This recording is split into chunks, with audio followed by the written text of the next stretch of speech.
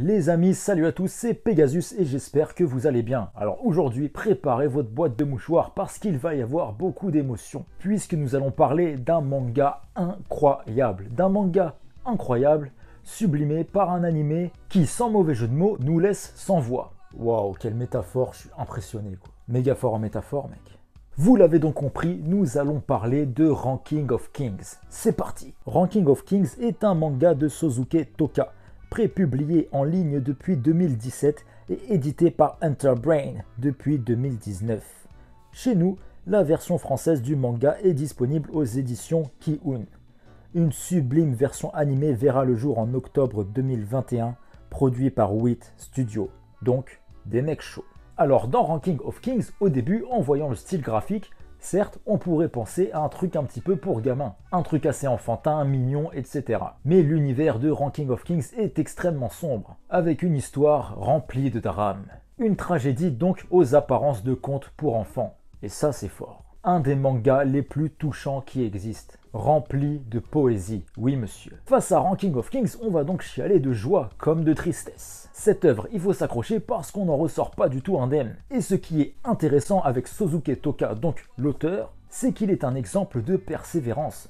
Car contrairement à la majorité des mangaka, mine de rien, il a entre guillemets percé assez tard, puisqu'il a commencé son manga Ranking of Kings à 41 ans.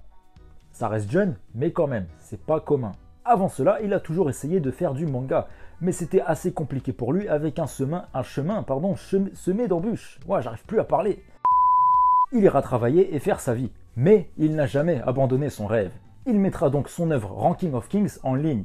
Au début, ça va faire un gros flop, personne ne va calculer, mais cette œuvre, elle va se faire repérer puisqu'il ne ménagera jamais ses efforts. Et il sera sélectionné en 2018 pour le prix Tsugi Nikuru Manga, je crois que ça se prononce comme ça si je dis pas de conneries. Même s'il va pas gagner, son œuvre, elle va être reconnue puisque beaucoup de gens vont la découvrir par la suite. Et ça va être un gros carton. Et à partir de là, les offres de publication vont venir de partout. Les Japonais sont donc à ce moment-là conquis par Ranking of Kings. Un succès qui sera confirmé avec l'arrivée de l'animé en 2021, qui est un vrai succès. Normal, l'animé, c'est un chef-d'œuvre. Désormais, c'est le monde entier qui est touché par Ranking of Kings. Et si vous ne connaissez pas, croyez-moi, c'est phénoménal. Ça fait très longtemps que j'avais pas autant kiffé une œuvre récente. En vrai, le parcours de Sosuke Toka, il est tellement stylé qu'il s'est inspiré de sa propre vie pour son manga. Puisque dans Ranking of Kings, on y fait la connaissance de Bojji, un personnage principal qui ne ressemble à aucun autre. Il est le fils du roi Boss, et les rois, dans Ranking of Kings, font l'objet d'un classement.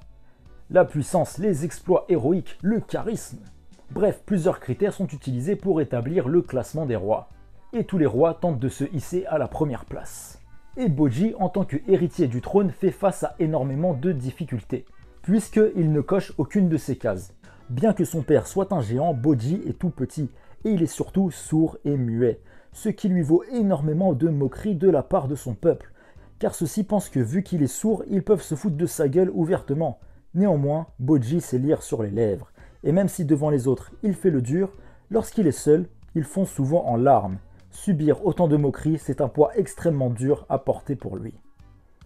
Bojji, il est très faible, mais néanmoins, il possède une énorme vitesse et une capacité d'esquive à toute épreuve.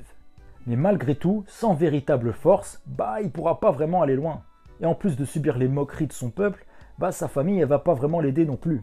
Puisqu'il voit en Daida, son jeune frère, un meilleur prétendant au trône, car Daida, lui, a un don pour le combat.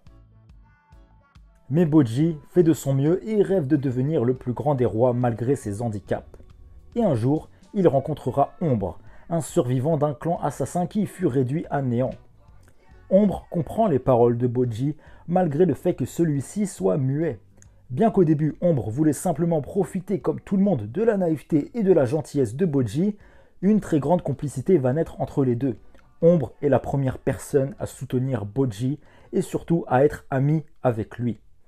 Ombre fera tout pour aider Bojji à accomplir son plus grand rêve, se hisser à la première place dans le classement des rois. Dans cette incroyable œuvre fantastique qui réchauffe le cœur, les choses elles vont mine de rien très vite partir en cacahuète. Car à chaque épisode, ou presque, on se rendra compte que la vie de Bojji est sans cesse menacée. Et que ses pires ennemis font en réalité partie de son entourage proche. Mais je ne vous en dirai pas plus. Bon, ça en gros c'était le pitch du tout début de l'histoire. Mais il faut savoir que c'est un truc de ouf avec énormément de suspense et surtout énormément de péripéties. Avec un petit côté shonen neketsu où on suivra l'évolution de Bojji, son entraînement, comment il va faire pour devenir plus fort, etc., etc. Quand tu lis le manga, tu peux pas t'arrêter. Car même si le style graphique peut en repousser plus d'un, ce que je peux comprendre, tu t'y fais très vite et t'entres très vite dans cette histoire en fait. Parce qu'en fait le style il est extrêmement bien adapté aux propos de l'histoire. Donc c'est du génie, disons-le clairement. Une histoire de folie absent de tout manichéisme. Puisque à part Bojji qui est la pureté incarnée, chaque personnage va prendre conscience du bien et du mal de ses propres actions. Et ils vont souvent se remettre en question. Bojji lui garde le sourire et affronte coûte que coûte les nombreux coups bas et les nombreuses trahisons dont il est victime. À travers Ranking of Kings, Bojji nous transmet donc une énorme leçon de vie. Nous le suivrons donc dans ses péripéties et dans sa quête de puissance. Et l'animé, quant à lui, c'est 20 sur 20. 20 sur 20 les amis. C'est un bijou comme il y en a peu, croyez-moi. Que ce soit l'animation en elle-même, les musiques, l'ambiance, les bruitages, comment la langue des signes y est incorporée. En même temps, c'est du Wit Studio, donc c'est un peu normal. Et puis parlons un petit peu de la VF les amis, puisque avec Ranking of Kings, on aura le droit à une des meilleures VF de toute l'histoire de l'animation. Oui, n'ayons pas peur des mots. Tous les plus grands comédiens y sont réunis. Si je vous dis par exemple qu'on a la voix de Sangoku, de Seto Kaiba, de Light Yagami, de Ekichi Onizuka et de plein d'autres, bref, on n'a que des voix emblématiques de fou et c'est trop bien. Franchement, moi j'ai regardé l'animé en VF et en VO, et je vais pas vous mytho, j'ai 100 fois plus préféré le regarder en VF, et c'est rare. Et vraiment là, j'ai surkiffé en VF, c'est vraiment, voilà, faut dire, c'est parfait. C'est parfait. N'hésitez pas à me dire en commentaire ce que vous en pensez les amis. Cette œuvre réunit tous les critères pour être appelée masterclass. C'est du jamais vu tout simplement. Je pourrais vous parler de Ranking of Kings pendant des heures tellement cette œuvre m'a fait kiffer sa race. Si tu veux t'évader, si tu veux voyager, n'achète pas un billet d'avion pour aller je sais pas où, tu regardes Ranking of Kings. Oui, mais vu que c'est assez récent, je vais éviter de trop en dire pour ne pas spoiler. Si vous ne connaissez pas, en tout cas si vous ne connaissez pas, foncez regarder ce chef-d'œuvre. Vous n'allez pas être déçus et vous allez vous attacher de fou à Bojji ainsi que aux autres personnages. Parce que oui, Bojji, il est trop stylé, mais tous les autres personnages également. En tout cas, n'hésitez pas à me dire en commentaire ce que vous pensez de Ranking of Kings et si, comme moi, c'est une œuvre qui vous a marqué. En tout cas, merci d'avoir regardé cette vidéo. On se retrouve très bientôt sur la chaîne pour plein d'autres vidéos manga, animés, etc. Bien évidemment, d'autres vidéos sur l'univers de Ranking of Kings. Donc n'hésite pas à t'abonner pour ne rien louper. Quant à nous, on se retrouve très vite les amis. D'ici là, prenez soin de vous. À bientôt.